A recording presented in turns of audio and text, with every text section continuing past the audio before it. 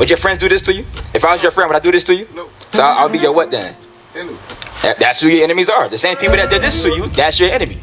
Because no friends are going to do that to you. If you my homie, right, and I'm hanging out with you and we boys, I ain't going to put you into slavery. I ain't going to put chains on you. I ain't going to make you go pick cotton in the field. I ain't going to chop your hands off. I ain't going to kill your kids. I ain't going to chop their feet off. But that happened to us what? In this right here. Keith, I'm Jair. So before you said we had unity, right? So that's what we need. So give me a Zephaniah 2:1 real quick. So we're going to see that, right? Unity, what we had, is what we should have again. Because back then when we was together, everything was good for us, right? We was able to deal with each other, sell like with Tulsa, right? With Tulsa, Oklahoma. Back then we was together, it was doing good, but of course the white man came in and he bombed it because they don't like that. Can I say something on that? Real quick. I'm ready to talk. I'll let you talk. Real quick. Zephaniah chapter 2 and verse 1.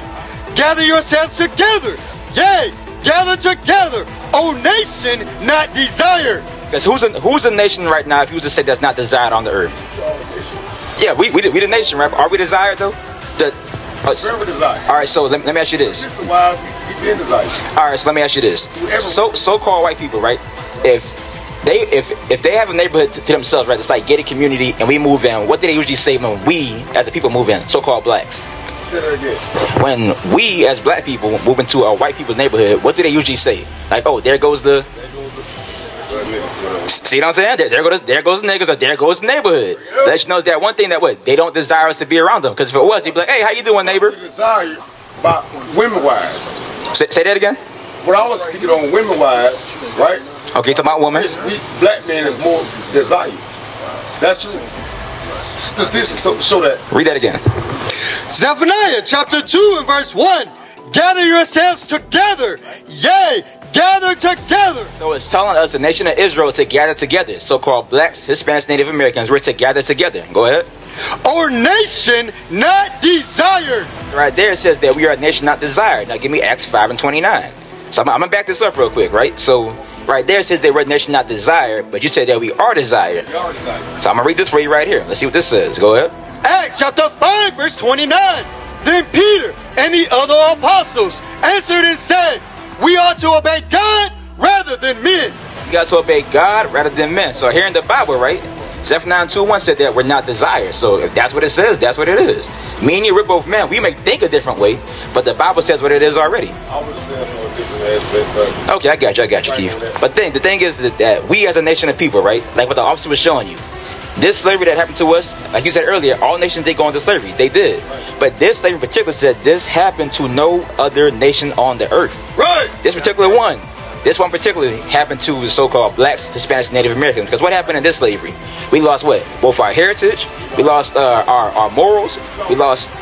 What else we lost? we lost religion. We lost what? Yeah. What I'm trying to say is, they taught us religion. Say it again. That's why the unity. Jeremiah 17:4. Can I say this? Yeah, go ahead. This is why the unity was messed up, right? Okay, what you got? Because what they did was, they gave them a Bible. Okay. With pictures, right? Yes, so some of them got pictures in it. Read, right? They deprived them of reading, right? Able to write or read. Okay. So they gave a book with pictures, and so the book had pictures of a white man. Right. They had a picture of a white man. Mm-hmm. And so they were showing supremacy.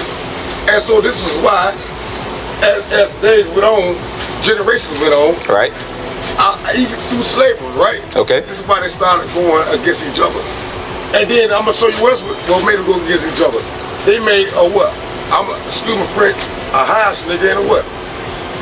A field nigga. Right. So get house and field. Yeah. Right. Bringing jealousy towards each other. You get what I'm saying? Right. So with all that being done, how do we change from like, okay, so with that being done to us, how do we change the effects that it put on us? How do we come out of that? When you change it, what you doing that? Exactly, right? So this is the answer, correct? That's the only answer. This is the answer. I'm gonna read this real quick. Go ahead. Jeremiah chapter 17 and verse 4. And thou, even thyself, shalt discontinue from thine heritage. So it's talking about the so-called blacks, Hispanics, Native Americans, the Israelites. They're going to discontinue from their heritage.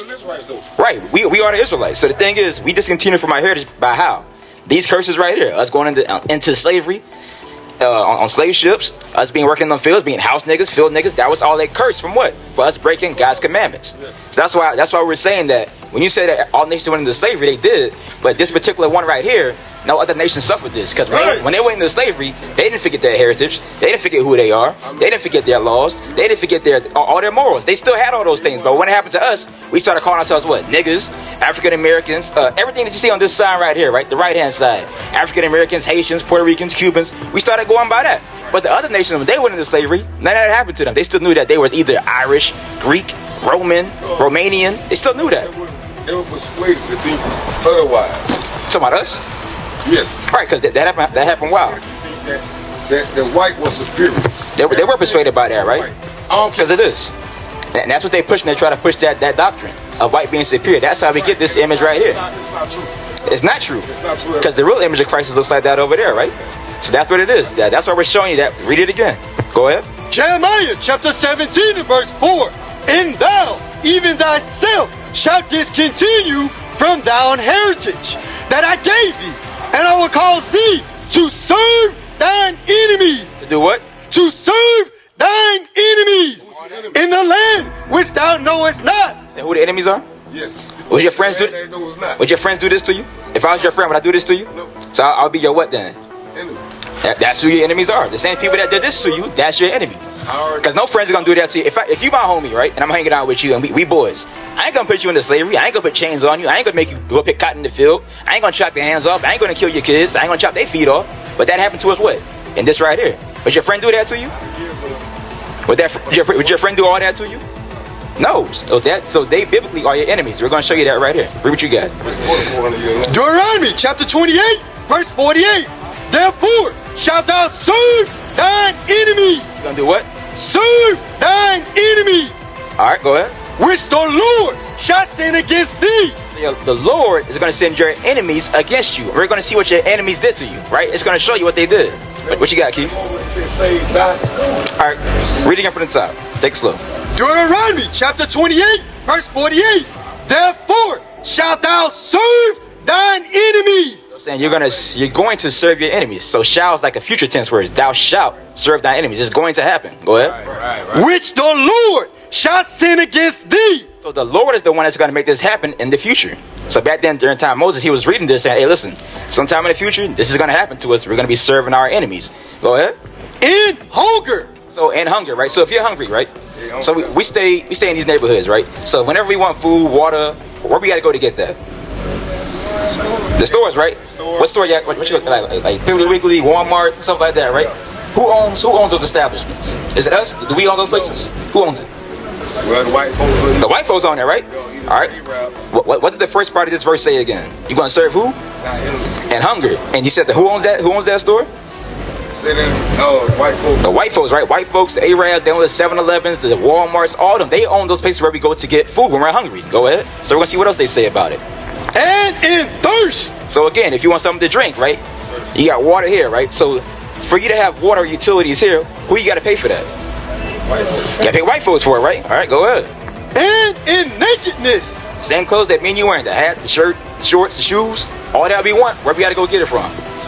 Well, Stove. And who owns that store again? Arabs and white folks. Arabs and white folks. You seeing the trend there, right? Now, I'm not making this up. Most people are north,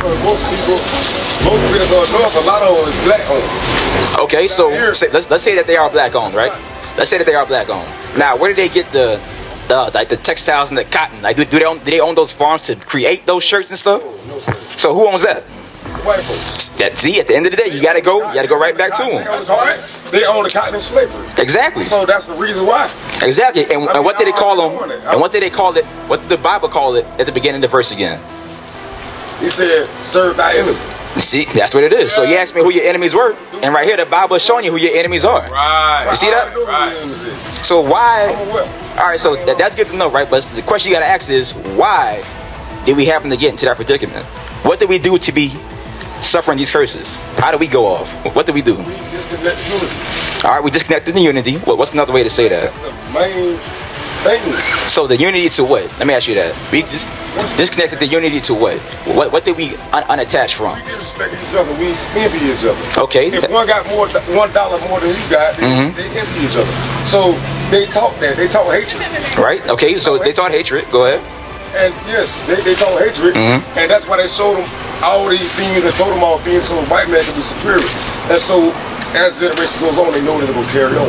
Right. See what I'm saying? So that's what it is. So that's why we read back in Jeremiah 17:4 that we would discontinue from our heritage, because the slavery that they did to us, that's why I said this happened to no other nation on earth. Because the effects that would last from it, no other nation that went through that kind of slavery, they didn't forget who they were. Exactly. So that's why we got to come out here to wake our people up and show them that, hey, listen, this is not right, as you said, which is correct. This is not right. Actual Christ looks more like the depiction over there to your far left. That's what it actually looks like. So if anybody's talking about Jesus Christ, they should see this person right here. Right. My brother, what's your name right here? Markwell, I'm Jay. Are you tracking what we're talking about? You understanding it? All right, that's good, man. So, do you believe this is Christ as well, or you don't think that's Christ? This image right here. Yeah. We believe that. Would you say that's Christ? Daniel chapter 10 and verse 5. Then I lifted up my eyes and looked, and behold, a certain man clothed in linen, whose loins were girded with fine gold, a Euphaz. His body also was like the beryl. And he's talking about this person that they're talking about. He had on a green garment. It's describing what Christ had on, but it's going to explain it further. So he had on a green garment. I can see you wearing a white and green shorts. I'd be like, hey, I saw Keith. He was wearing this right here. Saying the same thing about how they saw Christ, the vision that they saw of him. Go ahead. And his face as the appearance of lightning, and his eyes as lamps of fire. How you read in Revelation 1:14? He had whites of his eyes was red like fire. Go ahead. And his arms. So his arms, right? I can see your arms, right, Keith? He said they can see his arms too. Go ahead. And his feet like in color to polished brass. To polished brass. Keith, Markwell, what color is brass? It's brown, right? I already know. So that's the thing right there. So again, like you said earlier, they try to push this image on us about the white Christ, which is a lie. They had their ideology was to show that. Right? For what? They know because generations down, they are forcing your mind, right? Okay. And they're forcing everybody else's mind generations down. And so they show you that so superior. That's what they try to They do. were on at that time, and so they want you to respect. You get what I'm saying? Right. All white be period. Right. Read that in Romans 12:2. Romans chapter 12 and verse 2. And be not conformed to this world. Be not conformed to this world. So what this world is pushing, what they're talking about, their religions, their ideologies. Hey, don't be confused with all that stuff. Go ahead. But be ye transformed by the renewing of your mind. You got to renew your mind, Keith. So you got to come up out of these ideologies of Christianity, Islam. All those things are not true according to the Bible. You got to renew our mind, right? So even with you, though you're saying you're teaching the people now, you got to renew your mind and come on this side and teach your people according to the Bible, right? Because there's a lot of times you might teach them some worldly knowledge, which you might know. But this right here, this is the only book that's going to change our conditions and get us out of this situation. Right.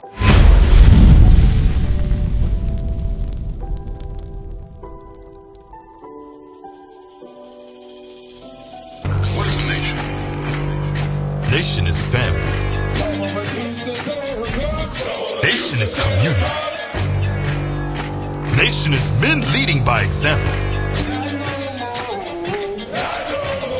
Nation is women's support. Nation is children with role models.